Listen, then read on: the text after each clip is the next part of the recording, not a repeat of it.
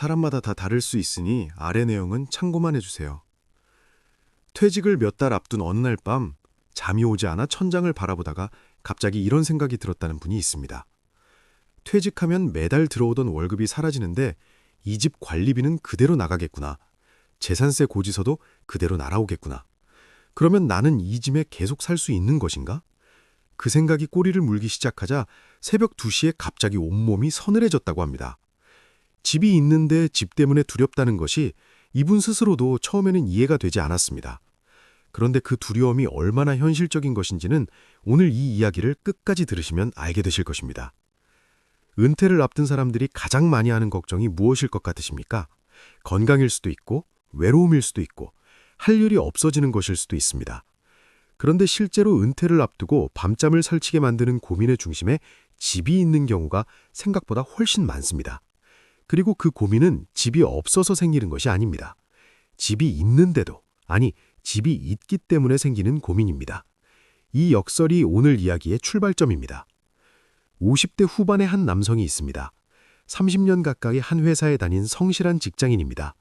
젊은 시절 허리띠를 졸라매고 대출을 받아 마련한 아파트에서 두 자녀를 키웠고 그 대출을 갚는데 20년이 걸렸습니다. 마지막 대출금을 갚던 날 아내와 둘이 조촐하게 치킨을 시켜놓고 서로를 바라보며 웃었던 기억이 아직도 선명합니다. 드디어 완전히 내 집이 됐다는 그 뿌듯함, 이것 하나만으로도 30년이 보람 있었다는 생각이 들었습니다. 그런데 퇴직을 6개월 앞둔 지금, 이 남성은 그 집 앞에서 전혀 다른 감정을 느끼고 있습니다. 뿌듯함이 아니라 무거움입니다. 두 자녀는 이미 독립했습니다. 방 3개짜리 아파트에 이제 부부 둘만 남았습니다. 관리비가 매달 적지 않게 나오고 오래된 건물이라 크고 작은 수리가 이어집니다. 경기도 외곽에 위치한 탓에 서울을 이동하려면 1시간 이상 걸립니다. 퇴직하면 연금이 나오기는 하는데 생활비와 의료비를 빼고 나면 이 집 유지비를 충당하고 나서 남는 돈이 얼마나 될지 계산하면 마음이 답답해집니다. 팔고 싶다는 생각이 들기도 합니다. 그런데 이 집에서 아이들이 자랐고 이 집을 마련하기 위해 얼마나 많은 것을 희생했는지를 생각하면 쉽게 결정이 나지 않습니다. 이 집을 팔면 어디로 가야 하는지도 막막합니다. 이 남성은 요즘 퇴직보다 집 때문에 더 많이 잠 못 이룬다고 합니다. 그리고 이것이 오늘 우리가 함께 들여다볼 이야기입니다. 은퇴를 앞둔 사람들이 집 때문에 가장 깊이 고민하는 그 순간들, 그리고 그 고민 앞에서 어떤 시각을 가져야 하는가. 은퇴를 앞두고 집 문제가 가장 깊어지는 첫 번째 순간은 퇴직 후 수입 구조가 눈에 그려지기 시작할 때입니다. 직장을 다니는 동안은 매달 고정 수입이 들어옵니다. 관리비가 오르든 수리비가 갑자기 나오든 재산세 고지서가 날아오든 월급 안에서 어떻게든 감당이 됩니다. 그런데 퇴직이 코앞으로 다가오면 처음으로 진지하게 계산을 해보게 됩니다. 연금이 얼마나 나오고 거기서 생활비를 빼면 얼마가 남고 그 남은 돈으로 이 집의 유지비를 감당할 수 있는가. 이 계산을 처음 해보는 날 많은 분들이 처음으로 집이 부담스럽다는 생각을 하게 됩니다. 집 자체가 변한 것이 없는데 내 수입 구조가 바뀌면서 집이 다르게 보이기 시작하는 것입니다. 이 순간이 고민의 시작입니다. 그리고 이 고민이 깊어지는 이유는 단순한 계산의 문제가 아니기 때문입니다. 집에는 숫자로 환산할 수 없는 것들이 담겨 있습니다. 세월이 담겨 있고 가족의 기억이 담겨 있고 내가 열심히 살아왔다는 증거가 담겨 있습니다. 그래서 이 집에 대한 결정은 재정계획의 문제인 동시에 삶의 의미에 관한 문제이기도 합니다. 이 두 가지가 엉켜있기 때문에 결론이 쉽게 나지 않는 것입니다. 두 번째로 고민이 가장 깊어지는 순간이 있습니다. 이것이 많은 분들에게 가장 뼈아프게 다가오는 순간입니다. 그것은 같은 처지의 지인이 집 때문에 후회하는 이야기를 직접 들었을 때입니다.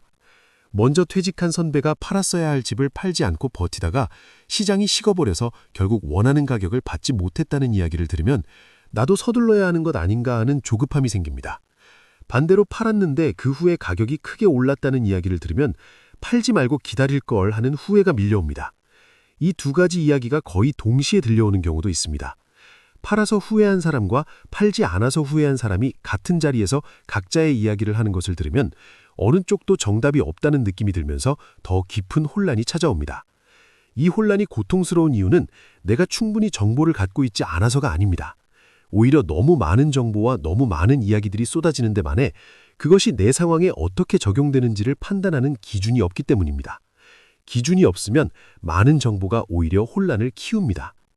그렇다면 이 혼란 속에서 어떻게 길을 찾을 수 있을까요? 여기서부터가 오늘 이야기의 가장 중요한 부분입니다. 은퇴를 앞두고 집 문제를 결정할 때 가장 먼저 해야 할 것은 기준을 세우는 것입니다. 그것도 시장의 기준이 아니라 내 삶의 기준입니다. 집값이 오를 것인가 내릴 것인가를 먼저 생각하는 것이 아니라 나는 어떻게 살고 싶은가를 먼저 생각하는 것입니다. 이 순서가 바뀌면 결정이 시장에 끌려다니게 됩니다.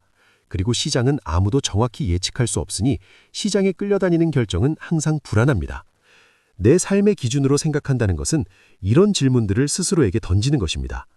앞으로 내가 원하는 노후의 하루는 어떤 모습인가? 걷는 것을 좋아하는가? 그렇다면 걷기 좋은 환경이 중요합니다. 병원을 자주 가야 하는 상황이라면 의료 접근성이 중요합니다. 자녀들과 자주 만나고 싶다면 그 거리가 중요합니다. 조용한 곳에 쉬고 싶다면 번잡하지 않은 환경이 중요합니다. 이 질문들의 답이 나오면 지금 내 집이 그 조건에 맞는지를 확인하면 됩니다. 맞는다면 굳이 서두를 이유가 없습니다. 맞지 않다면 시장 상황과 상관없이 준비를 시작하는 것이 맞습니다.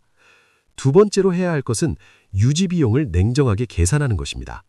많은 분들이 집의 가치는 잘 알면서 집의 유지 비용에는 생각보다 무감각합니다. 관리비, 재산세, 종합부동산세, 수선충당금, 난방비, 냉방비, 크고 작은 수리비. 이 모든 것을 한 해 단위로 더해보면 생각보다 큰 금액이 나옵니다. 이것이 은퇴 후 수입으로 감당할 수 있는 수준인지를 구체적인 숫자로 확인해보는 것이 중요합니다.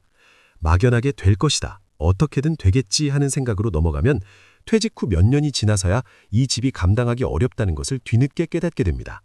그때는 이미 선택의 폭이 훨씬 좁아진 이후입니다. 세 번째로 가장 많은 분들이 미루는 것이 있습니다. 바로 다음 단계를 미리 설계해보는 것입니다. 집을 팔겠다는 결정을 못하는 분들 중 상당수가 팔고 나서 어떻게 살지가 그려지지 않아서 결정을 못하는 경우입니다. 그렇다면 결정을 먼저 내리려 하지 말고 다음 단계를 먼저 구체적으로 그려보는 것이 필요합니다.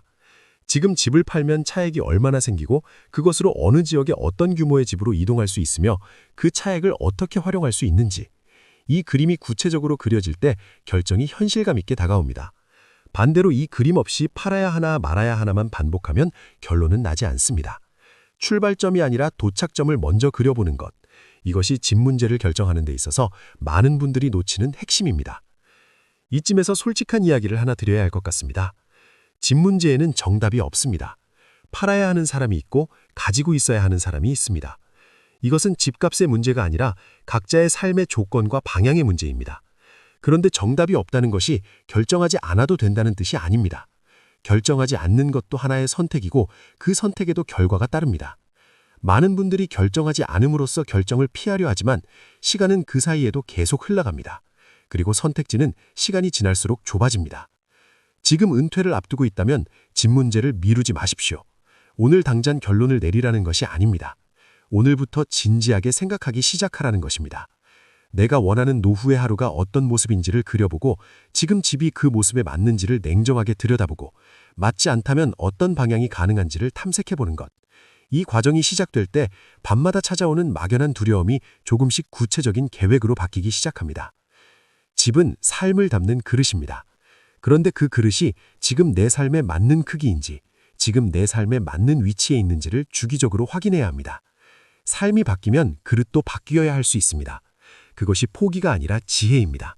그리고 그 지혜가 가장 필요로 하는 시간이 바로 은퇴를 앞둔 지금 이 순간입니다. 오늘 이 영상이 막연하게 느껴지던 집 문제를 조금 더 명확하게 들여다보는 계기가 되어드렸기를 진심으로 바랍니다. 그리고 오늘 밤 배우자와 혹은 혼자라도 조용히 앉아 내가 원하는 노후의 하루가 어떤 모습인지를 한번 그려보시겠습니까? 그 그림에서 집 문제의 답이 시작됩니다. 오늘 영상이 도움이 되셨다면 구독과 좋아요는 이 채널이 더 많은 분들께 꼭 필요한 이야기를 전할 수 있도록 해주는 가장 소중한 응원입니다. 끝까지 함께 해주셔서 진심으로 감사드립니다.